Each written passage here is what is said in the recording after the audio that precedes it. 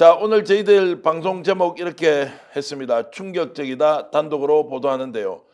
김영선 국회의원 창원 사무실에 명태균 생일 8월 23일입니다. 8월 23일 날 화이트보드 위에 날짜 표시되어 있지 않습니까? 그 날을 부처님 오신 날이라고 했는데요. 묘합니다. 저희들이 이 내용을 취재하고 있을 때 민주당에서 오늘 녹취 3개를 공개했습니다. 그 중에 하나가 미륵보살과 관련된 내용인데요. 명태균 대표가 스스로 미륵보살이라고 표현하는 녹음 내용이 있습니다. 그거 먼저 한번 들어보시겠습니다. 그래서 내가 윤상인이 제일 친한 함성득이한테 내가 시켰지. 함성득이 내보고는 미륵보살이라고 하니까. 미륵보살이라고 합니다. 그 대통령 항 만들고 김영삼, 김대중 했때 그런 사람들이 내보고 선생님 같으신 분이 어떻게 지금 나왔냐고. 서울 사람들은 너는 사람이 아니기 때문에 너를 경쟁 상대로 생각할 수도 없고 너를 그냥 부처로 생각한다 이렇게 본다니까. 나는 권력도 없고 아무것도 없고 다른 사람보다 예지력이 있어서 미리 미래를 보는 건데.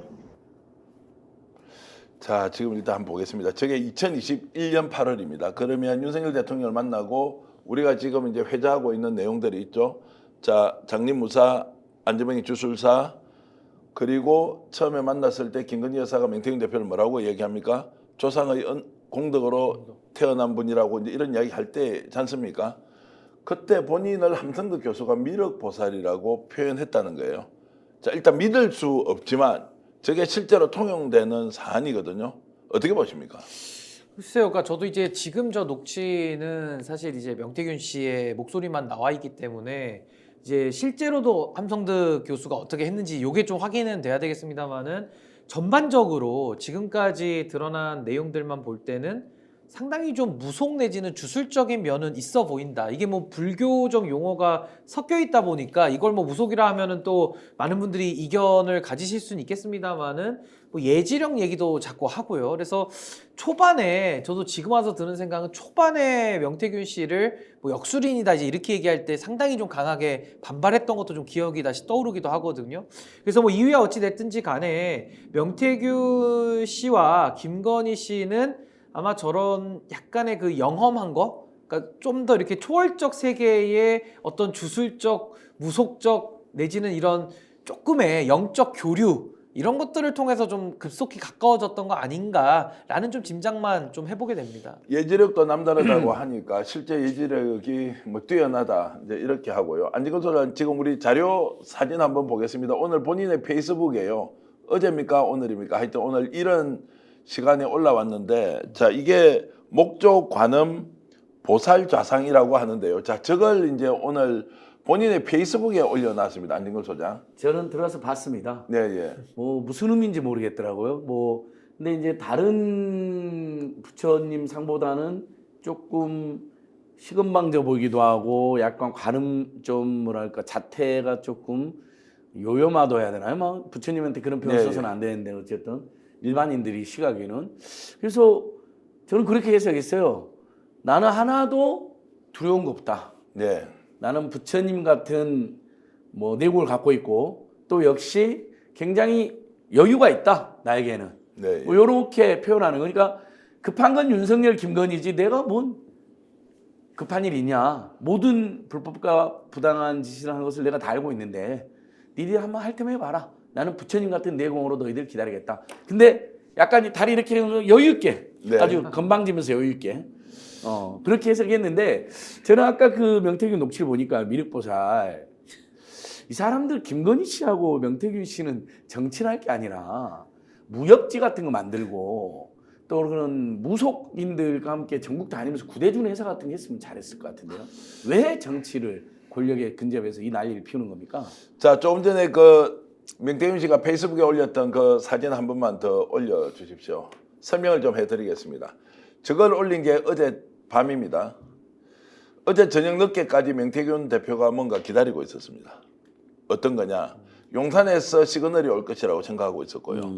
그저께 이틀 전까지만 하더라도 용산에서 뭔가 답을 줘야 한다고 이런저런 추파를 계속 던지고 있었고 실제로 용산에서 연락도 왔습니다. 그래서 지금 검찰 수사가 한참 진행 중인 시점에 뭔가 어떤 방향으로 가라고 하는 것이 올 줄 알았는데 결국 아무런 답이 오지 않았습니다. 안진걸 소장. 예. 자, 둘 중에 하나입니다. 해줄 수 없거나 네. 할 의사가 없거나 그걸 어제 저녁에 명태균 대표가 확인했다고 저는 봅니다. 예. 매우 가까운 거리에서 명태균 대표와 지금 함께 움직이는 분이 있었습니다.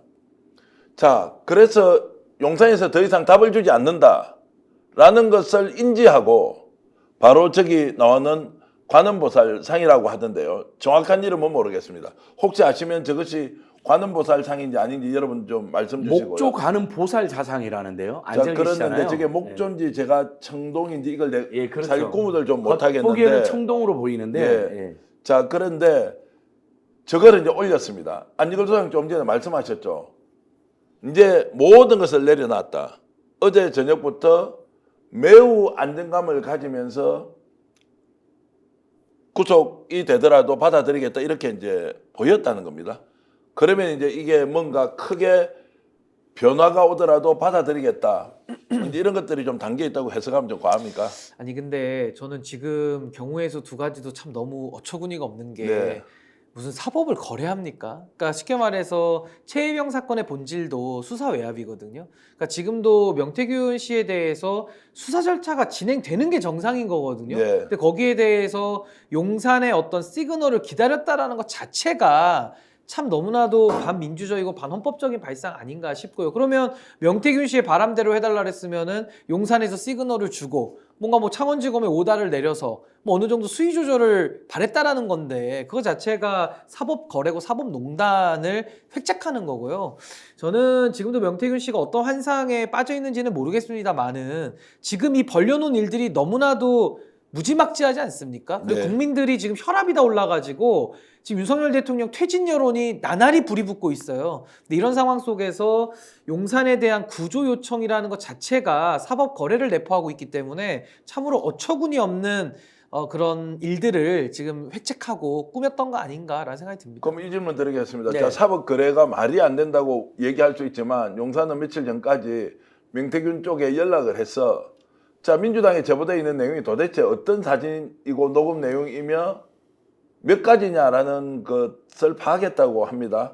근데 본인이 이제 잘못 보고 있죠.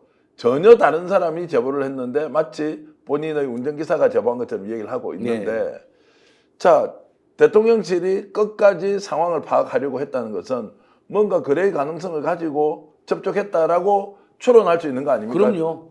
그동안 계속 명태균 씨 입장이 그거 아닌가요? 나를 압박해봐라. 가만히 있지 않겠다.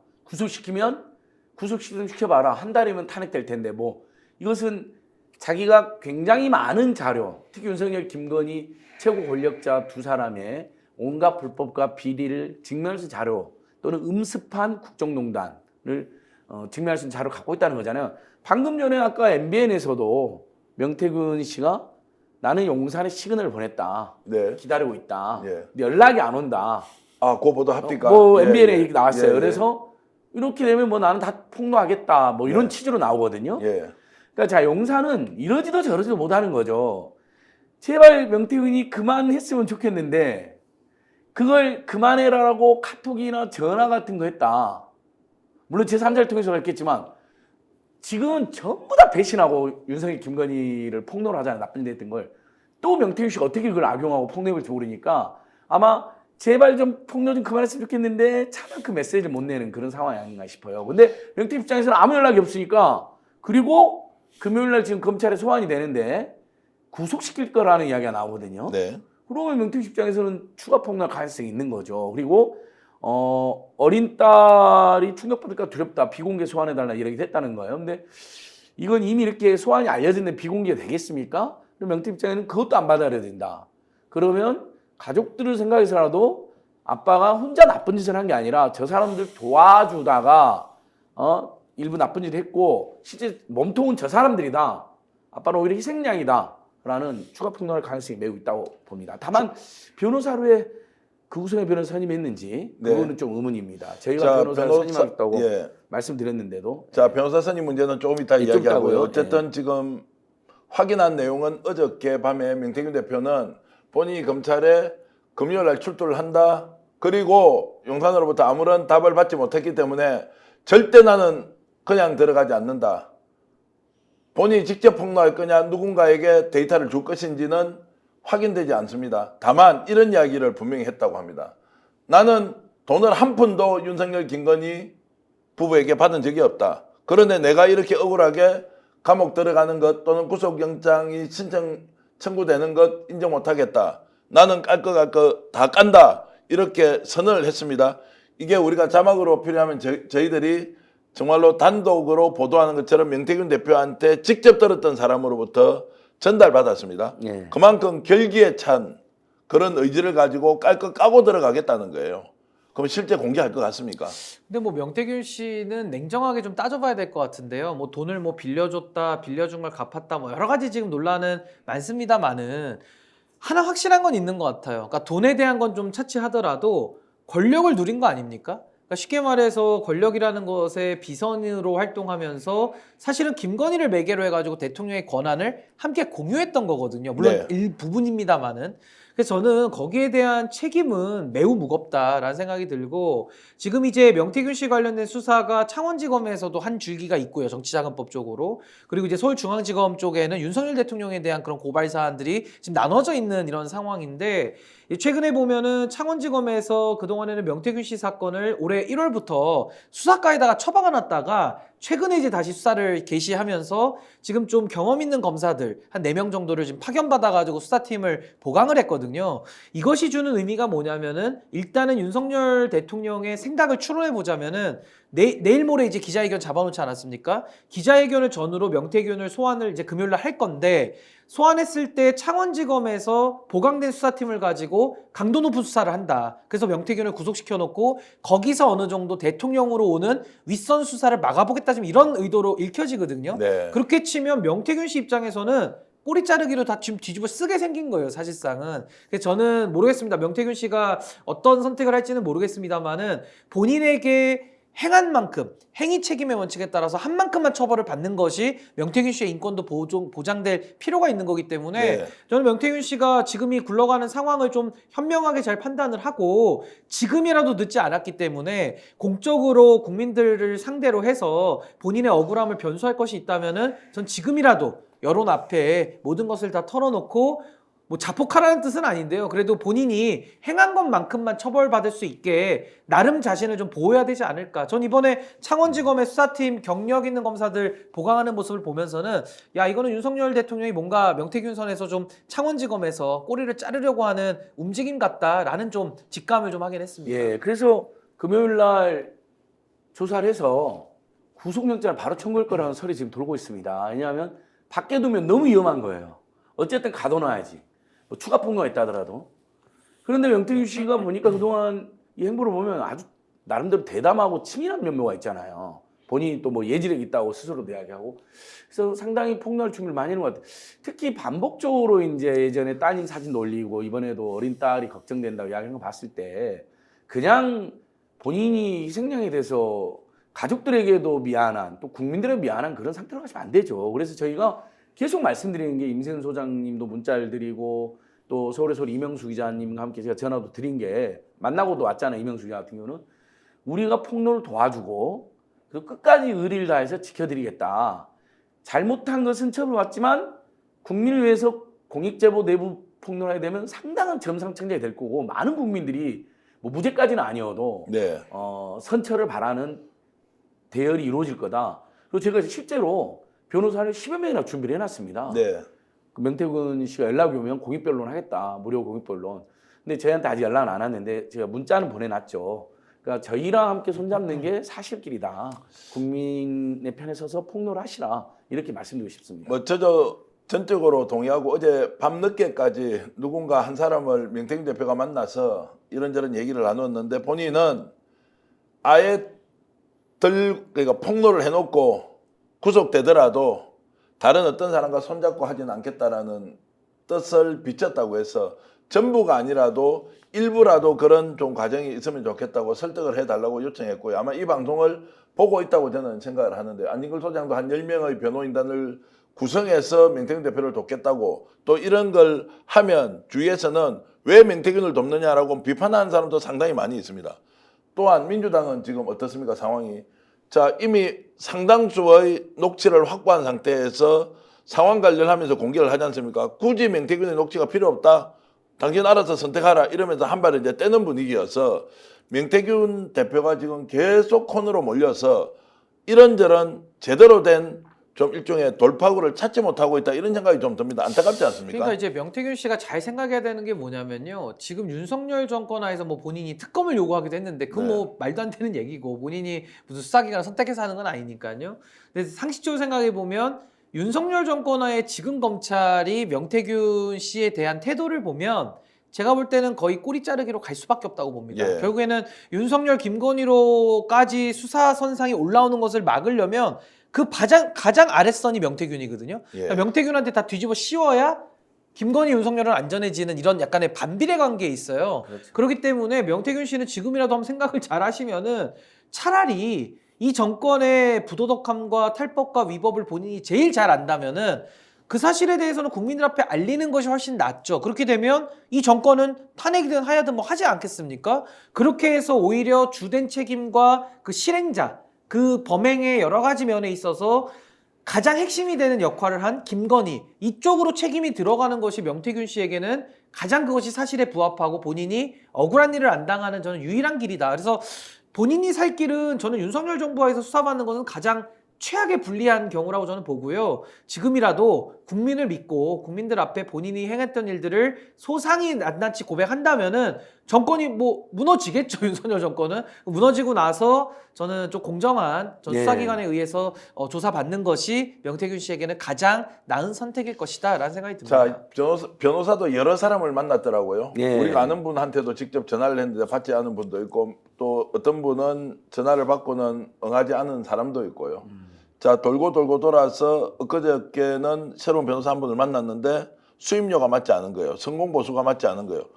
그래서 최종적으로 변호사 한 분을 선임을 했습니다.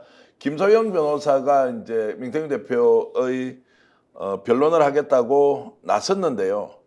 오늘 제가 직접 통화를 해봤습니다. 저 오후에 통화를 했고 어떻게 지금 이 사안을 생각하는지 여러분 들어보시면 조금 놀라실 텐데요. 직접 김소연 변호사가 했던 말 함께 나눠보겠습니다. 저는 그 명태균 씨 담당 변호사 김소연 변호사고요. 우리 입장은 지금 강혜경 씨가 본인이 사기, 횡령으로 고소당하거나 선관위로부터 고발당한 혐의에 대해서 빠져나가기 위해서 민주당 쪽에 붙어서 숨쉬는 것 빼고 다 거짓말로 지금 허위사실 유포하고 있는데 적극 대응할 생각이고요. 그리고 이제 관련해서 노영희 변호사께서 옆에서 이렇게 살을 붙여서 뭐 여론조사가 1억씩 들어간다는 등 뭐 이상한 소리 계속 하고 계시는데 전부 다 법적 책임을 지셔야 될 겁니다.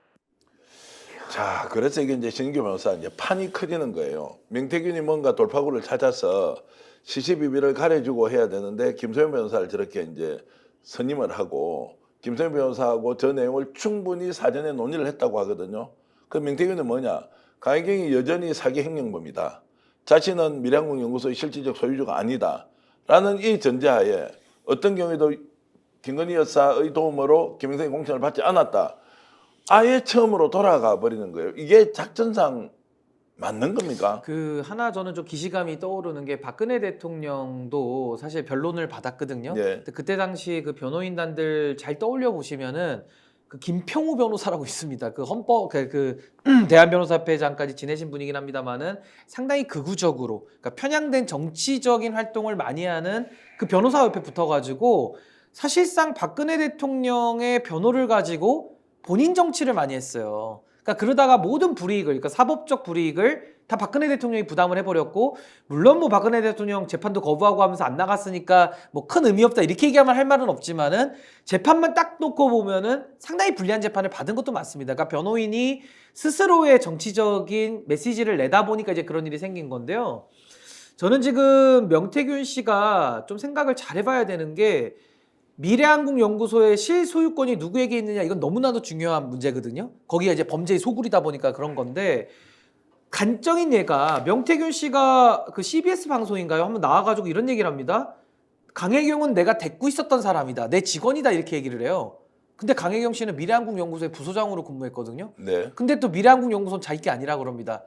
이 논리 모순이 정치적인 공간에서 방송에서 나와서 얘기할 때는 뭐 그냥 뭐 넘어가질 수가 있어요. 근데 이게 사법의 영역으로 가서 조서가 다 남고 공판정에서 이제 진술이 이루어지고 다 이제 증거로 누적이 되는 거거든요. 그럼 이런 것들이 하나부터 열까지 명태균 씨에게는 다 불리하게 작용이 되는 겁니다. 네. 그래서 저는 변호사를 선임할 때 좀 법리에 밝고 좀 정치적인 어떤 의사가 없는 그런 변호인을 통해서 본인의 방어를 받는 게 지금 가장 급선무지, 여기서 지금 김소연 변호사를 알만한 사람들은 다 알고, 특히 저처럼 보수 쪽에서 활동한 사람들은 저분이 누구신지를 너무 잘 알거든요. 근데 저런 분을 변호인으로 선택했다라는 것이 뭐 본인의 선택이니까 그걸 말릴 수는 없습니다만은, 제가 봤을 때 제 지인이라고 하면 저는 저렇게 권하지 않죠. 그래서 굉장히 좀 안타까운 선택을 했다라는 그러니까 생각이 좀 듭니다. 너무 황당한 게, 차라리 중도나 중립 성향의 변호사였으면 이해가 되는데, 김소연 변호사는 완전 극우 강경파, 그다음에 끊임없이 사정물을 일으켜오고, 그다음에 국민의힘 안팎에서 항상 뭔가 분쟁을 일으켜가지고 변론을 제대로 할 수 있을까 하는 걱정이 들 정도거든요. 그러다가 또 명태균 씨의 이득이 되는 활동을 안 하고 또 국민의힘 특정 정파나 윤석열, 김건희에게 유리한 식으로 왜곡할까도 걱정이 되고요.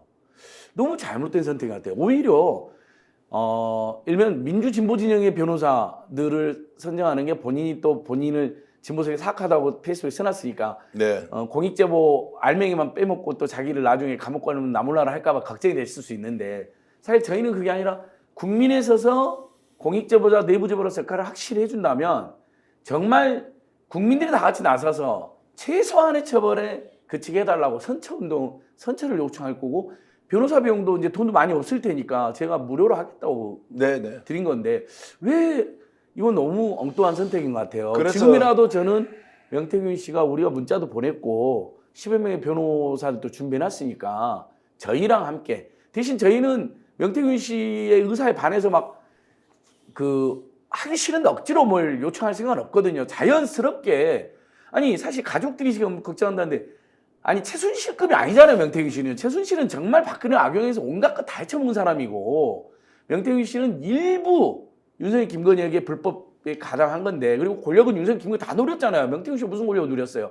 뭐 부분적으로 김영선 공천권 정도 따는 것 같은데, 그 정도로 일면 우리 국민들이 그 정도는 좀 너그럽게 용서해주자고 할 충분히 준비가 돼 있거든요. 자, 그러니까 이제 지금 우리 댓글로도 이렇게 글 올려주셨습니다. 김재키님께서는 명태균은 외통수다, 빼도 박도 못하겠다, 이렇게 하셨고요. 제이님께서는 명태균 마음대로 하게 놔두세요 라고 말씀 주셨네요. 레몬님, 제이드님, 좋은 이야기 하는 분이 아무도 없습니다. 지금 이 순간에도. 아니 김소연 변호사를 다 아니까 그런 거예요. 예. 다 아니까 그런 거고, 저는요 명태균 씨가 최초의 변호인으로 선임했던 그 정준길 변호사, 예. 그분도 정파성이 있는데 굉장히 좀 극단적으로 그동안 활동해서 무리를 많이 일으켰던 분이거든요. 근데 그 정준길 변호사를 선임했다가도 어찌된 영문인지 서로 또 갈라섰습니다. 정준길 변호사가 이제 하지 않겠다고. 그러니까 한 서로 이제 거고요. 뭐 사임해서 이제 예. 서로 각자의 길을 갔는데, 저는 김소연 변호사를 선임을 했다라고 하는 얘기 딱 들으면서 야, 이 변론도 얼마나 갈 것이냐 좀 걱정이 되더라고요. 그래서 뭐 명태균 씨가 그건 본인이 방어권을 선택하는 거니까 그건 우리가 뭐 누구를 해라 마라 할 수는 없는 문제입니다만은, 조금 지식을 가지고 요 정치권을 들여다보신 분들 입장에서는 야, 이런 선택을 하다니 굉장히 좀 우려 섞이게 바라보시는 그렇죠. 분들이 좀 많으실 것 같습니다. 저희들이 잘 알고 있는 서모 변호사는 전화가 정말로 많이 왔더래요, 직접. 근데 한 번도 전화를 받지 않았대요. 왜냐하면 그런 사람 변론 자기가 할 수 없다고 라고 이제 얘기를 하던데, 이제 이 얘기는 여러 군데 이렇게 이제 추파를 던져보고 협의를 했는데 결국 본인이 원하는 방향으로 이제 변호사 선임을 못했고, 너무 안타깝다는 이야기 안진걸 소장님 말씀과 똑같이 저도 드리고요. 아니 지금도 기회가 있지 않을까요? 얼마든지 변호사는 해임할 수 있는 것이고, 또 새로운 변호사들을 대거 선임할 수 있으니까, 저희는 명태균 씨가 이 우리 스피스 방송을 보신다고 들었거든요. 예. 또 정기환 대표님 직접 통화까지 하고 방송에 연결도 제가 부인에게도 진짜 예. 호소를 했습니다. 그러니까요. 부인께도 직접 호소를 하고, 뭔가 좀 본인이 잘못한 것만큼만 책임지고, 그렇죠. 책임을 나머지는 해야죠. 국민들 앞에 있는 그대로 밝히자라고 했는데, 그리고 이 명태균 씨 잘못의 수혜자가 누굽니까? 명태균 씨도 일부 있지만 대부분 윤석열, 김건희잖아. 불법 여론조사에. 그 다음에 김영선 공천 개입에 3억 7천이란 또 뇌물 받고 쥐도 안 하고 그대로 가져갔잖아요. 그 사람들이 엄벌받죠. 명태균 씨가 엄벌받을 일 아닙니다. 그래서 어제 저녁에도 명태균 대표는 나는 좀 과하게 제가 표현하겠습니다. 지어낸 표현이 10원짜리 하나 받은 게 없다. 나는 돈 하나 받은 게 없는데 수혜는 다 그쪽에서 왜 내한테 책임을 다 지라고 하는 것이냐. 이거는 법적 지식이 있고 없고 문제를 떠나서 나 이거 다 못 지겠다라고 하면서 나 다 불고 간다라고 하면서 어저께 최종 결심을 하고 아까 봤던 목조 간음 보살 자상을 이제 올렸죠. 그래서 제가 이제 이런 질문 드리겠습니다. 안 소장님. 네. 자, 미륵불도 좋고 그리고 예지력도 좋고 그리고 목조 가늠상도 다 좋다는 거예요. 그런데 이렇게밖에 결정을 못 합니까? 지금 이 순간에도. 뭔가 주변에서 누군가가 이제 서울에서 이명수 기자도 만나고 왔는데 보니까 지인들이 꽤 많더래요. 도와주는 사람들도 있고. 예. 근데 이제 그분들 조언은 서울에서 이명수 기자가 방송도 공개했으니까 서울의 소리 쪽으로 힘을 합쳐서 폭로할 거 폭로해라. 서울에서 끝까지 보호해줄 거다. 네. 최장 목사처럼. 이렇게 했는데 누군가가 아마 또 김소연 쪽을 이렇게 추천한 거잖아요. 그러니까 여러 사람이 이야기하니까 아마 본인 판단을 잘못하신 것 같은데 저는 부처님을 올린 거 다시 한번 생각하면 부처님의 대자 대비처럼 대승 쪽으로 가겠다. 네.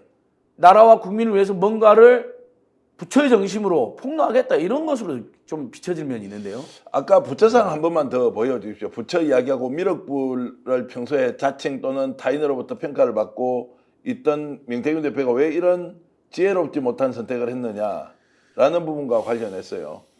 자, 저희들이 오늘 방송 처음에 말씀드렸죠. 김영선 국회의원의 창원 사무실에 8월 23일이 명태균 대표의 생일인데 그날 부처님 오신 날이라고 이렇게 붙여놨다라는 게 하나. 두 번째, 어떤 사람은 명태균 대표를 보자 합장을 하고 부처님 이렇게 호칭까지 했다는 거. 이 시점이 언제냐? 2022년 6월 이후에 김영선 의원이 국회의원 당선되고 났어요. 그렇게 얘기를 했다는 거예요. 그러면 명태균 대표는 어떤 존재나 도대체 김영선 본 적도 별로 없다면서요. 사무실 왔다 갔다 했다면서요. 본인 임명장 다 만들어주고는 그 임명장 자기가 만들어준 것도 아닌 것처럼 와. 그렇게 얘기했다면 총괄본부장의 명함을 김영선 의원이 파서 임명장을 줬습니다.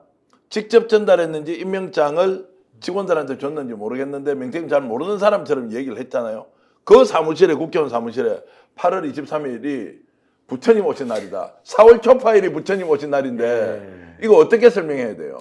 명태균이 약간 좀 신격화돼 있었나 본데요. 그러니까 김영선한테는 그 안에서는. 김영선과 그 일당한테 신격화돼 있었죠. 그러니까 저도 좀 의아한 게 그래도 5선 의원이고 나이도 훨씬 많은 여성분에게 거의 무슨 막 격정을 쏟아내듯이 화를 막 내잖아요. 그러니까 이런 경우가 매우 드문데 사실은. 그래서 그런 걸 또 김영선 의원은 또 그러려니 하면서 받아들이는데 이게 그냥 김영선 의원의 성품일까 다만 성품일까 저는 뭐 그럴 수도 있겠지만은 지금 이렇게 좀 돌아가는 상황을 저도 좀 들여다보다 보니까 좀 이렇게 명태균에 대해서는 그 뭐 예지력 내지는 어떤 능력들이 약간은 좀 인간계를 뛰어넘어서 어떠한 좀 초월적 존재로 좀 인식했던 거 아닌가라는 좀 생각도 좀 들었습니다. 자, 역순으로 우리가 날짜를 맞춰보겠습니다. 그게 2022년 6월 이후니까 김영선 의원이 국회의원 당선 이후입니다. 거꾸로 돌아가 보죠. 3월 9일이 어떤 날이었습니까? 대통령 선거일이었죠. 3월 10일 날 이제 대통령으로 이제 일종의 선언이 되잖아요. 당선인. 예. 당선이 됐죠. 그러면 그 뒤로 돌아가 봅시다. 2021년 6월 10일이 또 어떤 날입니까? 이준석 당대표 되는 날이죠. 4월 7일이 또 뭡니까? 서울시장 보궐선거 때 또 오세훈이 시장이 되잖아요. 이 1년의 과정을 다 쳐다보고 대통령 당선을 시키고 절대로 안 된다고 하던 김영선 의원이 국회의원까지 된 마당에 네. 자, 이 사람을 어떻게 주위에서는 평가할 것이냐. 기가 막힌 일이죠. 지금은 우리가 야 그게 말이 되느냐고 하는데 어떻게 김영선 의원 사무실에 큰 보도판 위에 있는 날짜 거기에 부처님 오신 날이라고 하고 예. 어떤 사람이 부처님이라고 직접 혹시 불교신자 계신지 모르겠지만 정말로 놀래 자빠질 일 아닙니까? 이제 이런 정도로 명태균이 권위나 또는 인정을 엄청나게 받았다라고 이제 볼 수밖에 없는 거죠. 그러면 두 가지죠. 하나는 윤석열, 김건희랑 매일처럼 통화하고 직통하고 여론조사 조작해갖고 홍준표도 이기는 거로 만들고 이재명도 이기는 거로 만들어낸 그거에 대한 그건 명백한 불법 행위고 당선 무효 사례지만 그 진영에서는 얼마나 서로 좋아했겠어요. 김건희도 명태균 명태균 씨가 뭐라 그러죠? 막 극존칭하잖아요. 선생님 하면서. 김영선은 심지어는 미륵보살이라는 별명을 쓰려니까 나에게는 부처님 같은 분이다. 그러니까 명태균 본부장이 생기는 부처님 오신 날이다. 완전히 명태균을 떠받치면서 그걸로 윤석열, 김건희도 당선되고 김영선도 당선됐다. 이렇게 보면 될 것 같아요. 그러니까 이들의 당선은 명태균이 상당한 기여를 했고, 근데 그게 예를 들면 합법적으로만 기여했으면 어떻게 문제가 되겠습니까? 불법 여론조사에 여론조사 뇌물 제공 3억 7천 이거에서 당선됐기 때문에 큰 문제가 되는 거죠. 그리고 그래서 세비를 반땅을 하고요. 이 전 과정이 범죄이기 때문에 그 부분을 명태균 씨가 제일 잘할 거 아닙니까? 그러니까 그 부분을 잘 이야기하면 최대한 선처를 받을 수가 있습니다. 그게 그 어린 딸을 늘 걱정하시던데 그게 가족들과 어린 딸에 대한 예의기도 하지 않을까요? 아빠의? 예. 자, 그래서 제가 오늘 대통령실 주변에 대통령실을 잘 아는 분과 통화하면서 지금 내부 분위기가 어떠냐고 이제 질문을 하니까요. 조금 놀라운 얘기를 하던데 대통령실의 정보 관리 체계가요. 네. 가정집 수준이라는 표현을 누가 쓰더라고요. 아예 정보 관리가 안 된다. 명태균이 어떤 상태에 있는지 누군가가 이것을 좀 컨트롤해서 정돈을 해야 되는 거 아니냐라는 의견에 아무도 나설 사람이 없다는 거. 나선 순간 본인이 책임져야 하는 수가 생기니까. 아니 제가 직접 그만둔 비서관 하나를 만났잖아요. 예. 그동안 이제 전화는 많이 들었는데 예. 직접 그만둔 비서관 만났는데 예. 자기는 뭣도 모르고 윤석열 시키는 거 열심히 했대요. 근데 갑자기 자기가 잘렸대요. 질책을 당하고. 김건희가 시킨 거 열심히 하고 윤석열이 시킨 거 열심히 하는 사람들이 잘렸다는 거예요. 네. 그래서 윤석열이 근데 더 과감이래요. 못 지켜줘서 미안해. 잘 가 그랬대요.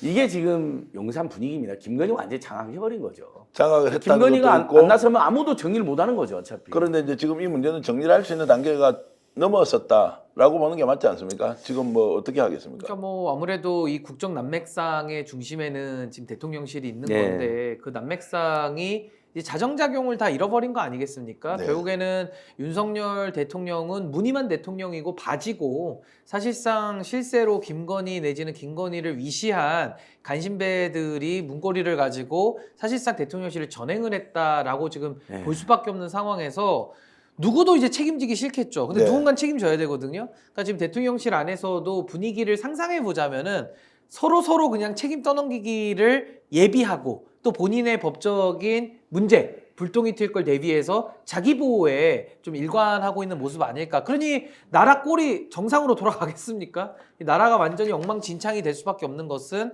지금 대통령실 내부 상황이 처참하기 때문에 그런 거 아닌가. 그러니까 완전히 판단이 마비된 것 같아요. 네. 그러니까 시정연설을 거부하고 안 올 생각을 하고.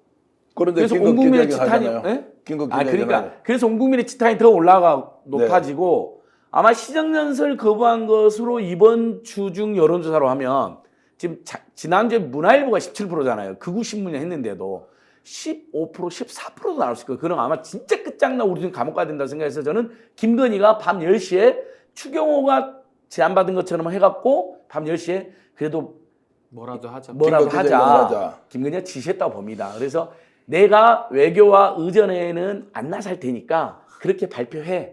이렇게 한 것 같아요. 저도 이제 용산에 올 취재를 좀 했는데 자 단도직입적으로 여쭤보겠습니다. 7일날 대국민 기자회견 네. 담화와 기자회견 하잖아요. 그때 이 사건과 관련된 내용 설명하고 사과할까요? 하지 않을까요? 저는 윤석열 대통령 스타일 자체가 바뀌는 건 아니거든요. 그러니까 네. 위기감을 느껴서 하는 건 맞지만은 그럼 윤석열 대통령이 국민들 앞에 진실을 전제해서 충실하게 소통할 것이냐? 네. 전 그 신뢰가 없습니다. 그러니까 그날도 명태균 씨에 관련된 질문들을 지금 받겠다라는 정도고요. 거기에 대한 윤석열 대통령의 반응은 뭐 또 둘러댈 겁니다. 그동안도 많이 둘러대 왔고요. 네. 그냥 이 말 저 말 A 물어보면은 A 다시 얘기하고 A 물어보면은 B 한번 얘기했다가 또 딴 얘기하고 그냥 이런 식의 그 불성실한 국민들 앞에 불성실한 태도를 늘 봐왔기 때문에 전 윤석열 대통령이 갑자기 내일 모레부터 갑자기 성실해진다? 그걸 믿는 거는 상당히 좀 아니, 개연성이 또 떨어진다. 이러지 않겠어요? 척발까지 하면서 우리 아내가 박제하지 못해서요. 그 조그만 파우치를 좀 받아 그런 식으로 약간 엮였는데 그래서 제가 관계 단절시켰습니다. 뭐 이러고 또 변명하고 거짓말할 겁니다. 그러니까 할 때만 하세요. 국민들은 아마 이번에 보고 어차피 그리고 지금 사과해도 이미 늦었어요. 지금 만약에 사과를 이거 아닙니까? 아이고 네가 사과하니까 사과할게 한 식이잖아요. 결국은 그런 사과는 더 기분 나쁘잖아요. 국민들 그냥 내려와라는 겁니다. 아니 근데 저는 윤석열의 특징이 뭐냐면은 저나 우리 안 소장님 같은 분들은 거짓말을 평소에 잘 안 하다 보니까 거짓말을 한다면 얼굴이 좀 빨개지거나 떨려. 손에 땀이 예. 나고 뭐 예를 들면 눈동자가 좀 이렇게 흔들리거나 이렇게 보통 되는데 이 윤석열 정도 되면요 그런 게 없어요. 되게 평온해 보이고 그냥 밥 먹듯이 상습적으로 거짓말들을 많이 하기 때문에 전 이번에도 윤석열 대통령이 국민들 앞에 얼마나 사람이 뻔뻔해질 수 있는가 저는 그 끝을 아마 우리가 확인하는 그런 기회가 되지 않을까 저는 그렇게 생각합니다. 조금 더 기대하지 않습니까? 대통령 사과한다. 전혀 기대하지 않고요. 네. 설령 형식적인 사과, 뭐 저번에 명품백 받았을 때도 뭐 사과를 하고 싶습니다. 뭐 그냥 말도 아닌 아니, 이상한 사과하고 있습니다. 사과하고 사과하는 있습니다. 중입니다. 예, 예. 네, 그렇게 그럼 말도 안 되는 전혀 진정성이 없는 가짜 사과를 했는데 설령 사과를 한다 하더라도 이미 너무 늦었고요. 또 니들이 해라니까 내가 억지로 한다는 티가 너무 날 겁니다. 그래서 이번 주 토요일도 윤석열 퇴진본부의 대규모 집회가 있고 또 민주당과 시민단체들 사실 이제 구체적으로 서울에서나 민생경제운동을 연합해서 집회를 또 하기로 했거든요. 아마 시민들이 더 많이 나오지 않을까. 그리고 목요일 금요일 날 있는 여론조사에서도 17%로 더 떨어진 여론조사가 나오지 않을까. 시정연설을 거부하는 것은 대통령 안 하겠다는 거거든요. 어디서 그래놓고 문제가 크게 될 거니까 밤 10시에 긴급히 기자회견 한다고. 그것도 여당 대표 한동훈이가 정말 문제는 많지만 한동훈을 패싱시켜서 추경호한테 건의를 듣고 그리고 오늘 촛불행동 압수수색도 했어요. 경찰에 나와서 2번이나. 네. 그러니까 또 한편은 밖에서 나쁜 짓 탄압은 또 탄압대로 하고 있는 거예요. 네. 이게 다 겹쳐지는 거거든요. 윤석열 퇴진운동에 온 단체를 다른 것도 아니고 뭐 기부금품 신고 안 했다고. 그 악법인데 설령 법을 존중한다 하더라도 그걸로 뭐하러 압수수색을 합니까? 자, 어찌됐든 대통령이 과연 7일 날 국민들 앞에서 사과를 할 것이냐 안 할 것이냐 제가 들은 내용 여러분들께 공유해드리면 설명을 충실히 하시겠다고 합니다. 설명을 충실히 아니, 하시겠다고 말도 잘 못하시는 분이 뭘 설명을 충실히 하겠다. 설명을 충실히 해서 말도 잘 못하시잖아요. 국민들의 이해를 구하겠다라고 하는데 그 이해가 구해질지 아니면 지금 불난집에 부채질을 할 건지 여러분 두고 보십시오. 근본적으로는 바뀔 게 없다. 크게 기대 안 하셔도 저 한 된다. 말씀만 드려도 될까요? 예. 윤석열 대통령 지지율 떨어지는 거 걱정 많으시잖아요. 예. 더 지지율 하락을 막고 싶으시면요. 그냥 기자회견 취소하세요. 차라리 취소하는 저 게 나을 기자회견 수도 있다. 하면은 더 떨어지고요. 저는 윤석열 대통령이 정말 제가 믿진 않지만 진짜 사과를 한다고 제가 전제하고 말씀을 드리잖아요. 예. 진짜 사과하고 싶으면요. 사퇴하세요. 대통령직에서 내려오면 그렇죠. 전 그걸로 사과를 받아들이지 대통령직은 유지하면서 말로는 가머니설로 다 뿌리고 다니겠다. 저는 그 윤석열 대통령의 교활함이나 사악함이나 간사함에 대해서 이제 더 이상 우리 국민들이 더 봐줄 여유가 없다. 전 그렇게 생각합니다. 진짜 사과를 하면 내려오세요. 진짜 사과 사퇴. 대신 사퇴를 하면 사퇴. 되죠. 예. 그러면 사과의 진정성이 저도 인정합니다. 조금이라도 사퇴라는. 인정이 될 겁니다. 자, 저도 우리가 인정합니다. 정리하겠습니다. 진정한 사과 없고요. 설명 열심히 하고 국민들 이해를 해달라고 요청하고요. 4대 개혁 끝까지 밀어붙이겠다 이렇게 얘기할 건데요. 저는 거기에 500원 걸었습니다. 그리고 깜짝 앞부분에 무슨 치적을 엄청 늘어놓는다는데요. 지금 저도 통계를 예. 많이 얘기할 것 같아요. 국민 여러분이 생각하는 것보다 대한민국 잘 돌아가고 있습니다. 경제 문제 예. 없습니다. 물가 잡았습니다. 일자리 더 늘어났습니다. 이보다 더 어떻게 잘할 수 있겠습니까? 그리고 이 얘기도 나옵니다. 방향은 다 맞았는데 설명을 잘 못했다. 소통이 부족했습니다. 소통이 부족했다. 그래서 제가 오늘 더 설명드립니다. 하겠습니다. 그리고 외교는 성과 있지 이제 않았습니까? 다 보여요. 어떻게 할지. 예. 자, 그래서 각각 500원씩 걸어놓고 우리 예. 하겠습니다. 시청자 여러분들 좀 걸어주십시오. 그래서 외교는 성과 있다면서 외교와 의전에는 영분이 열심히 하기로 했으니 도움을 받았으니 제가 모시고 곧 같이 순방 떠납니다. 수순이 그래. 지금 순방 떠나려고 그러는 그러면서 거야. 국내에서만 안 예, 보이겠습니다. 이렇게 국내에서는 얘기할 겁니다. 조심하고 예. 외교와 의전은 열심히 해서 해외에서 명품 쇼핑 계속하겠습니다. 자, 요 정도까지 윤석열 대통령의 지금 기자회견은 전망하고요. 전장의 사신님께서 이런 글 주셨습니다. 박정희부터 윤석열 대통령까지 10명 대통령을 겪어왔는데 이처럼 무식하고 몰상식한 듣도 보다 못한 경청동지할 사람은 처음이네.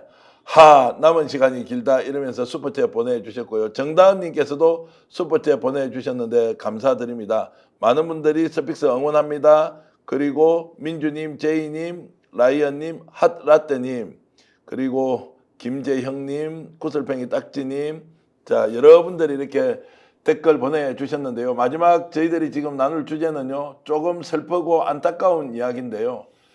강희경 씨에 대한 공격이 이제 본격화되고 예. 있습니다. 조금 전에 그 명태균 씨의 변호인을 지금 변호인으로 나선 그 김소연 김소연. 변호사도 자 본인의 페이스북에 이런저런 글들을 올려놓고 있고요. 그 준비되어 있으면 조금 올려주시고 그리고 지금 국토부 장관 했던 원희룡. 원희룡이 고발까지 했죠. 원희룡 고발까지 했습니다. 그래서 민주당에서는 강희경에 대한 공격을 중단하라고 직접 기자회견까지 했는데요. 요거는 지금 나오는 게 김소연 씨가 민주당과 이준석 등 반윤 세력들은 서로 이해관계가 맞으니 실제 일 저지른 자들인 김태열 미래한국 연구소 대표와 강혜경을 공익 제보자라며 보호하며 명 씨를 악마화했다 이렇게 주셨고요. 반윤 세력들의 장선철, 김준일, 노영희, 이제 우리가 잘 아는 분들이네요. 하여튼 세 분을 저렇게 이제 규정을 하면서 지금 뭐 이제 댓글을 통해서 이렇게 공격을 하고 있고요. 페이스북입니다. 그리고 다른 이제 유튜브 채널에서도 공격을 본격적으로 하는 분들이 있던데요. 여기에다가 원희룡 장관이 이제 명예훼손으로 바로 고소를 해버렸는데 오늘 제가 취재를 해보니까 원 장관 같은 경우에는 훨씬 더 많은 내용들이 있다고 하더라고요. 그런데 지금은 뭐 대응을 하는 것 자체가 크게 의미가 없으니까 좀 더 상황을 지켜본다는 것이고 민주당이 걱정이 많이 되어서 이렇게 기자회견했는데 한번 보시겠습니다. 명태균 게이트 관련자들은 공익제보자에 대한 탄압을 당장 중단하길 바랍니다. 더불어민주당 부패 공익제보자 권익보호위원회 보호 1호인 공익제보자 강혜경 씨는 윤석열, 김건희 대통령 부부의 공천 개입 등 비리 의혹과 국정농단 의혹의 진실을 밝히기 위해 용기 있는 증언을 이어가고 있습니다. 그런데 해당 의혹의 핵심 당사자인 원희룡 전 장관은 명백한 허위 사실이라며 공익제보자인 강혜경 씨를 고소했습니다. 김영선 전 의원 역시 검찰 출석하는 길에 강혜경이 판 함정 운운하며 강혜경 씨에 대한 공격에 전념했습니다. 김영선 전 의원과 원희룡 전 장관은 국민적 의혹에 대해 잘못이 없다면 비겁하게 공익제보자를 공격할 것이 아니라 스스로 당당하게 국민들께 진실을 밝히십시오. 자, 외부에서 세력을 규합하려고 하는 겁니까? 아니면 혹시 검찰이 뭔가 수사를 할 때 일방적으로 강혜경 또는 김태열 씨와 같은 공익 제보자들에게 불리하도록 하라고 외부에서 압력을 넣는 것일까요? 저런 이제 우려를 하는 것 우리가 어떻게 해석하면 아니 근데 되겠습니까? 어처구니가 없는 게 그 제보자를 공격하는, 그러니까 소위 말해 메신저 탄핵 방식을 예. 써서 본인들이 한 행위가 없어지나요? 그러니까 이게 그 해병대 사건 때도 똑같거든요. 제보자들을 제보 공작으로 몬다고 해서 수사 외압, 기록 가서 회수해오고 이게 없어지나요? 그러니까 지금도 마찬가지입니다. 강혜경 씨를 악마화한다. 근데 아까 그 김소연 변호사는 말도 틀렸어요. 이준석 의원이 명태균을 악마화한다는데 이준석 의원은 유일하게 정치인 중에서 명태균을 보호한 사람입니다. 네. 그래서 제가 비판 많이 했거든요. 예. 그러니까 뭐 사리에 맞지 않는 말을 저렇게 지금 다 써놓고 있는데 뭐 논점으로 돌아와서 그럼 결국 강혜경 씨가 거짓말을 했다. 악마라는 주장 아닙니까? 아니 그러면은 우리가 무수히 들었던 그 대통령의 육성을 비롯해서 공천 개입과 둘러싸가지고 명태균이 세비를 반띵해 가고 그 증거들은 어떻게 설명할 겁니까? 다 위조된 겁니까 그러면? 그러니까 강혜경 씨를 악마화하려면 그 증거들도 같이 탄핵을 해줘야 되거든요. 근데 강혜경만 악마인데 나머지 녹취록은 탄핵을 못하고 그럼 그 모순 충돌을 어떻게 해결할 겁니까? 네. 그러니까 저는 참 저런 식의 무리한 방법, 무리한 수단을 써가지고 이 국면을 어떻게든 모면하고 싶겠지만은 진실을 가릴 방법은 없습니다. 그래서 저는 뭐 강혜경 씨가 지금 너무 큰 용기를 냈고 너무 큰 희생을 저는 치르고 있다고 생각하는데 우리 국민 여러분들께서 더 큰 힘을 저는 진실을 밝히겠다, 불이익을 감수하면서도 진실을 밝히겠다라는 분들 편에 우리 국민들께서 저는 서주실 것이고 또 서주시리라 믿고요. 정말 제보자들을 공격하는 저 치졸한 방식들에 대해서는 전 충분히 논박이 가능한 아주 저급하고 저열한 수준이기 때문에 저는 크게 국민들의 여론에 있어서는 크게 설득력은 없을 것이다. 저 그렇게 근데 봅니다. 이번에 강혜경 씨의 공익 제보와 관련해서는 사실 저런 분위기가 없었거든요. 예. 왜냐면 워낙 사안이 중하고 네. 그리고 증거 자료가 많고 그렇죠. 또 누가 보더라도 공천 개입이 명확한데 그런데 네. 저런 방식으로 나와서 공격한다는 것 윤석열, 김건희한테 지침을 받은 것 같아요. 지침을 받았다. 예, 전격적으로 그냥 막무가내로 부정하고 그냥 메신저를 무조건 공격해라. 강혜경 씨를 보면 딱 봐도 국민의힘 당원이었죠, 오랫동안. 지금도 그리고 당원이죠. 지금도 당원이고 내가 당비 꼬박꼬박 낸다고 하셨고. 그다음에 김영선은 국민의힘의 보수 정치인의 보좌관이었고. 그러니까 내부자거든요, 내부자. 그 내부자의 증언이죠. 내부자 지금까지 뼈 아파. 그래서 함부로 참여는 못했어. 근데 이게 일파만파 되니까 명태균이는 입을 막고 강혜경이는 배신자하고 거짓말쟁이로 몰아가는. 그러니까 죄는 강해졌는데 남한테 뒤집으시는 거로 아예 몰아가기로 윤석열, 김건희 세력이 지시를 했다 봅니다. 그것을 김소연 씨가 자기도 모르게 자백했다고 봅니다. 김소연 변호사가. 네. 갑자기 거기에 반윤 세력의 음모로 강혜경을 영웅으로 만들고 강혜경은 거짓말을 하고 있고 명태균은 악마인 그게 사실이 아니거든요. 이게 반윤 세력하고 강혜경 씨가 만난 게 아니거든요.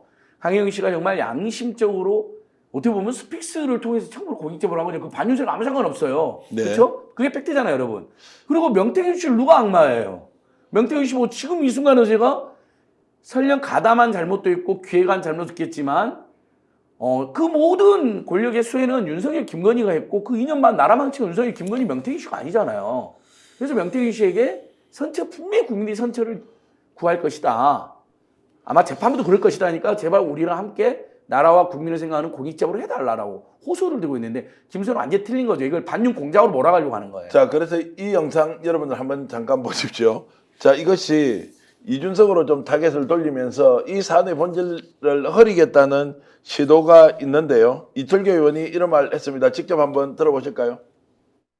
특히나 당시에 뭐 내용 중에 중요한 게 공천 개입이라고 하는데 당시 당 대표가 이준석 대표였습니다. 공천관리위원장을 맡았던 윤상현 의원 두 분 모두 다 전혀 그런 사실이 없다라고 했습니다. 예.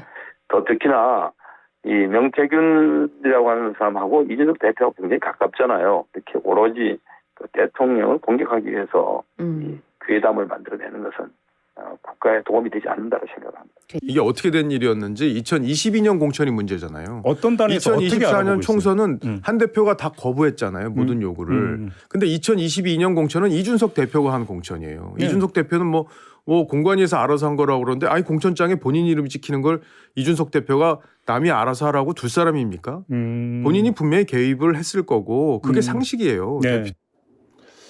자, 저거 이제 한번 봅시다. 나눠볼게요. 이제 이철규 지금 사무총장, 전 사무총장이죠. 이제 나섰습니다. 괴담이랍니다. 그리고 녹취록이 없다? 자, 저거 이제 어떻게 봐야 되는 거야? 정말 안진걸 소장 얘기처럼 용산에서 지시를 받고 야, 이제 너희들 나가서 싸워. 이렇게 하니까 막 전투적으로 튀어나온 겁니까? 근데 저거는요, 국민들 보기에 굉장히 민망한 짓입니다. 예. 그러니까 소위 말해서 제가 비유가 좀 그랬을 수도 있겠습니다만은 변비를 선택할 거냐 설사를 선택할 거냐 수준이거든요. 그러니까 저는 진짜 정진석 실장과 천하람 의원의 국정감사장에서의 그 논박 그거와 지금 똑같은 거거든요. 예. 그러니까 지금 친윤계들은 이준석 대표 탓을 하고 있고 이준석 의원은 당시에 나는 몰랐는데 왜 나한테 뒤집어 씌우냐면서 또 공박하고 있고 그러면서 또 한동훈 대표는 즐기면서 선택적으로 참전하고 있고 그냥 보수 내부에 권력 투쟁을 통해 가지고 이 공천 개입 사건이 세상 밖에 드러나게 됐는데 드러나고 나서도 어느 한 사람 내 탓이오 하는 사람은 없고 지금도 자신들의 유불리에 따라 가지고 상대방한테 책임을 떠넘기고만 있다. 전 이게 본질이라고 보거든요. 네. 그럼 결국 우리가 2024년도, 2022년도로 돌아가 보면 핵심은 공천 개입 아닙니까? 네. 그러니까 공천에 개입을 한 겁니다. 김건희 씨가 공천 개입을 한 건데 2022년도에는 이준석 의원도 쫓겨나기 전이었기 때문에 일부 협조를 한 거죠. 그래서 김영선 공천을 받았습니다. 예. 그게 팩트예요. 근데 이제 와가지고는 본인들끼리 권력 투쟁에서 누구는 밀려나고 누구는 지지율이 떨어지고 또 친윤과 친한들이 막 공방을 벌이면서 지금은 각자의 입장에서 이 사안을 갖다가 본인에게 유리한 것만 취사 선택하는 네. 지금 이런 상황이거든요.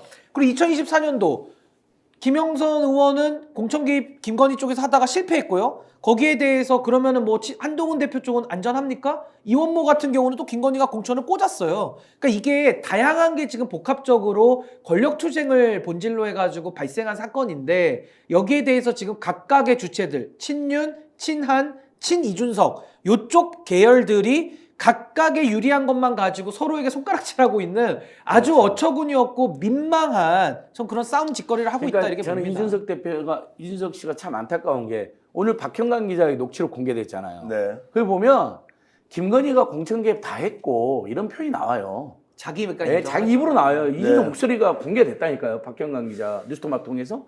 그러면 뭐냐면 이준석은 다 알았던 거예요 이미.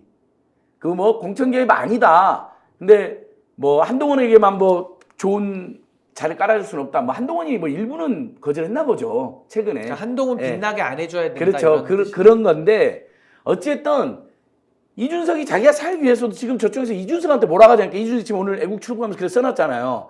내가 잠시 애국 갔나 있고 또 나한테 모든 책임을 떠넘기는구나. 그러면 이제 애국 갔다 와서요. G20 뭐 국회의원 회의 갔으니까 본인이 육성으로 공개한 김건희가 다 개입했다. 그 부분을 자기가 증언하면 됩니다. 본인도 그때 못 막았다. 영부인이 윤석열 유세가 세가지고 너무 몰아붙여서 나도 못 막았다. 내가 그 책임 지겠다면 그럼 이준석은 책임에서 벗어날 수가 있는 것이고 오히려 이준석한테 책임 떠넘긴 자들이 뻘쭘하게 되는 거죠. 근데 지금 국민들이 원하는 게 지금 안진걸 소장님 얘기와 똑같거든요. 이준석 의원한테 많은 걸 바라는 게 아니에요. 아는 진실을 정직하게 밝히라는 겁니다. 근데 이준석 의원이 그걸 못 밝혀요. 왜 못 밝히느냐? 본인이 당대표였고 그 책임을 본인이 져야 된다는 걸 아니까 책임은 지기 싫은 겁니다. 네. 그러니까 공은 갖고 싶은데 관은 갖기 싫으니까 본인도 여기서 지금 인정할 수가 없는 상황에 되어 있는 거예요. 그러니까 천하람 의원이 그 정진석 실장과의 그 설전에서도 그대로 한계를 노정해 줬거든요. 이준석은 지켜야 되고 근데 공천 개입에 대해서 대통령실은 때려야 되고 그러니까 정진석 실장이 딱 한마디로 정리하지 않습니까? 명태균은 천하람 의원이 더 잘하지 않느냐. 당대표인 이준석한테 가서 물어봐라. 이러면은 한마디로 정리가 되는 거예요. 그러니까 저는 이준석 의원도 지금 선택의 기로에 쓴 겁니다. 마지막으로 맞습니다. 기회가 주어졌는데 보태고 숨김도 없이 있는 그대로를 국민 앞에 마치 강혜경 씨가 증인 선서하고 국회 앞에서 양심을 걸고 얘기하듯이 이준석 의원도 그거 하라는 거예요. 근데 끝까지 본인도 숨어가지고 저렇게 좀 비겁한 태도를 취한다면은 이 상황에서는 그냥 친윤과 친한과 이준석계 사이에 서로 책임 떠넘기기로 완전한 구태의 모습만 저는 보여주고 끝날 것이다. 저 그렇게 봅니다. 자, 지금 민주당을 제외하고 이 사건의 관련자, 명태균 게이트와 연관되어 있는 사람들 중에서는 훨씬 더 공격적으로 폭로할 것, 그리고 공격적으로 이 사안의 본질을 국민들한테 알릴 것이다라고 저는 말씀을 드리고요. 그리고 그 사람 중에 개혁신당도 충분히 대상이 될 수 있다라는 말씀 며칠만 기다려 보십시오. 어떤 내용이 이제 폭로가 되는지도 좀 따져봐야 한다고 보고요. 지금 이 사건의 본질 우리가 잊지 말자 하는 게 뭡니까? 바로 공천 개입과 관련된 것이고 그리고 김영선이 수혜자고 윤상현은 처음에 주려고 하지 않았다. 그런데 김건희 여사의 압력 또는 일종의 부탁으로 김영선 공천으로 결국엔 선회하게 되는데 그 사이에 갈등이 일어나게 되죠. 이 사안의 본질은 공천 개입이었다. 최초는. 자, 이 내용을 확인할 수 있도록 오늘 민주당에서 윤상현과 함성덕 교수 간의 관계를 명태균이 하는 얘기로 자 들려줬는데요. 이것이 공천이 확정되기 전입니다. 2022년 4월 중순에 나온 17초짜리 녹취 하나 들어보시고요. 그리고 윤상현이 어떻게 쓰러져서 최종적으로 명태균이 원하는 대로 김영선에게 공천을 주는지 그것도 준비해 놨으니까요. 일단 윤상현과 함성덕 교수 간에 뭔가 내용이 있었다는 것을 설명하는 명태균의 말을 먼저 들어보겠습니다. 나중에 저녁에 이제 누구 함성대에 가갖고 막 난리 치겠지. 자기 친구니까. 그러니까 윤상현이가 가서 또 울고 불고 또 난리 치겠지. 내보고 개새끼라 하다. 이 새끼가 미친 새끼야 이거 그러면서 고양이 앞에 생선을 맡겨서 무슨. 자, 그리고 이제 나서 4월 22일인데요. 윤상현이 결국 공천을 주라고 김건희 여사한테 부탁을 받습니다. 결국 공천을 주기로 결정했던 그날 명태균이 이런 말을 하는데요. 윤상현이 경기를 일으켰다라는 말을 합니다. 한번 들어보시겠습니다. 네. 네네. 아이고, 막, 김영세 경기한다, 사람들이 막. 김영세가 제일 지금 믿고 할 수는 그 사람들도 반대하네. 김영세가 대보면 뭐, 나라가 망하는 줄 안다. 뭐 도대체 어째 하고 다니길래. 네, 그러니까요. 그놈의 주디 때문에 안 된다 하는데. 제일 친하다는 윤상현이가 어제 뭐 경기를 해보는데. 정거 참신한 거 내야지. 니는 그 정신이 있나 없나 게 본다고. 그러니까 처신을 그래 하고 다니까 그래. 주디 그 못 막아갖고. 사람들이 경기한다니까. 자, 들어오고 나서 이제 4월 9일이 되면 끝났다. 대통령하고 직접 통화도 하고요. 5월 9일입니다. 5월 9일 날 대통령 통화를 하고 김건희 여사가 직접 다 이제 해줬다. 그리고 자, 이것까지 한번 들어보겠습니다. 지금 김건희 여사가 윤상현을 언급하면서 어떤 내용으로 결국 공천을 줬는지 자기 자랑 삼아 명태균 대표가 이야기하는데 46초짜리 녹음인데요. 한 번 더 들어보겠습니다. 하나 더 들어보겠습니다. 지 마누라가 옆에서 아니 오빠 명 선생님 그거 처리 안 했어? 명 선생님이 이렇게 아침에 이래 놀라셔가지고 전화 오게끔 만든 이게 오빠 이거 오빠 대통령으로 자격 있는 거야? 그러니까 처음에 무슨 말이 많은지 뭐 나는 했다 나는 분명히 했다라고 마누라 보고 얘기하는 거야. 그 장관 한참 뭐 한참 아무것도 모르는데 씨발 이거 한치나 저거 한치나 안 한 거야. 그 마누라 앞에서 했다고 변명하는 거야. 내가 평생 이래 있지 않겠습니다 하니까 알았어 내가 지금 했지? 지 마누라한테 그 말이야. 마누라가 딱 옆에서 그리고 바로 끊자마자 마누라 전화 왔어. 선생님 윤상현이한테 전화했습니다. 보안 유지하시고 내일 취임식에 꼭 오십시오. 이래 전화 끊은 거야. 여러분 조목조목 연결해 보십시오. 저게 지금 5월 10일 하루 전 5월 9일 날 명태균이 한 말이고요. 엊그제 대통령이 이야기했지 않습니까? 5월 9일 날 어떻게 했는지 평생 은혜 있지 않겠습니까? 라고 이야기한 거 여러분 들으셨죠? 예. 그러고 나서 명태균이 저 말을 하는 거예요. 그렇죠. 자, 평생 은혜를 잊지 않겠습니다 라고 하니까 잠시 후에 여사님이 전화가 왔어. 윤상현한테 전화했습니다. 보안 유지하시고 내일 취임식에 꼭 참석하십시오. 이게 공천 개입이 아니고 뭐라 말입니까? 국민 여러분. 제가 이 말씀을 드리고 싶은데요. 그리고 취임식에 실제 갔는데 네. 윤기중 아버지 그다음에 그렇게 김건희가 신주 받듯이 떠받드는 권오수 가족 그 사이에 윤기중 아버지가 바로 뒤에 있습니다. 명태균이. 그러니까 권오수 일당 주가 조작에 좀 입사하면 벌은 권오수 일당보다도 더 앞단에 앉아있더라고요. 그래서 명태균의 이상을 우리가 알 수가 있는 거죠. 이게 다 맞아떨어져요. 취임식에도 실제 윤기중 최은순 뒤에 바로 뒤에 있어요. 그만 봐도 명태균이 일부 허풍이 있겠지만 불법 공천 개입한 건 분명하다. 3억 7천 갖다 주고 김영선 공천을 받아갖고 온 거죠. 네, 신이 인간에게 주신 선물이 이성이거든요.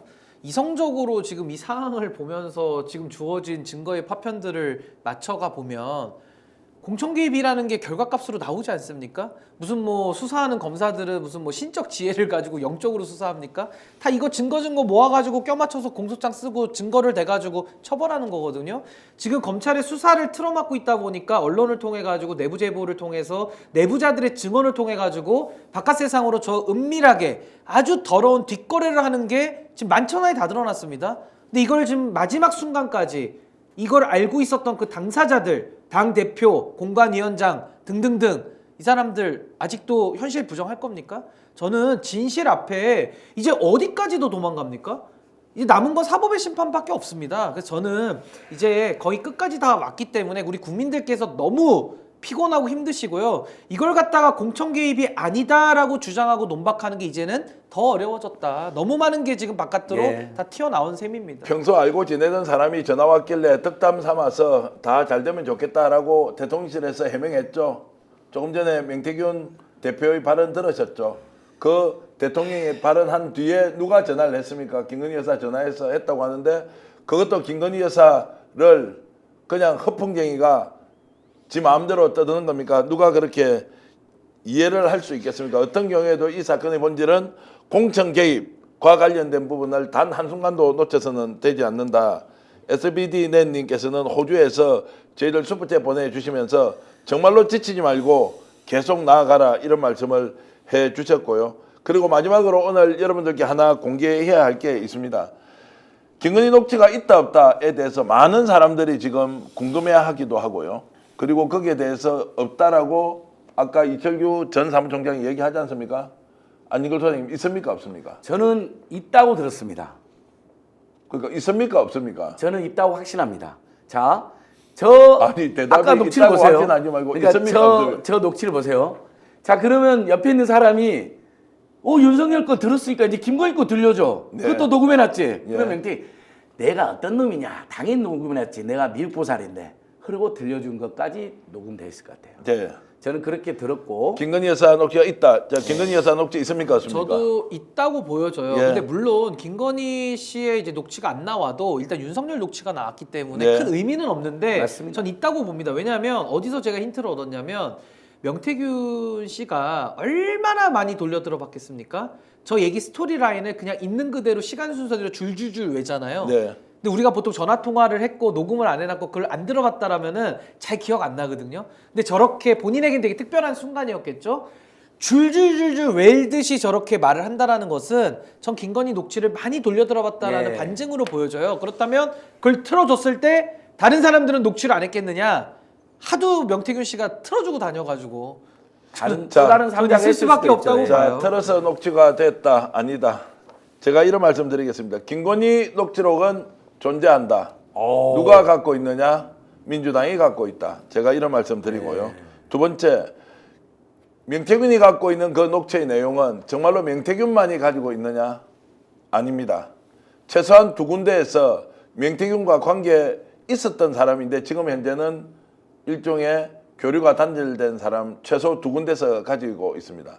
또한 명태균도 지금 현재 가지고 있는데 금요일입니다. 오전 10시에 검찰 출두 전에 이것을 폭로하고 갈 것인지 본인이 폭로할 것인지 누군가에게 맡길 것인지 그런데 그것을 맡기는 대상이 있을 거 아닙니까? 그 대상 중에 한 명은 자신은 주더라도 받지 않겠다. 왜냐하면 감당할 수 없기 때문에 이런 이야기를 들었습니다. 명태균 금요일인데요. 오늘은 여러분들 긴장하지 마시고 금요일 전에 명태균 무언가 터뜨립니다. 그것이 무엇이 될지 여러분 한번 생각해 보시길 바라겠습니다. 오늘 스픽스는 말하는 언론입니다. 대세는 유튜브, 그중에서 스픽스. 좋아요, 댓글, 구독, 알림 설정. 여러분이 저희를 사랑해 주시고 우리가 여러분을 사랑하는 4가지 방법입니다.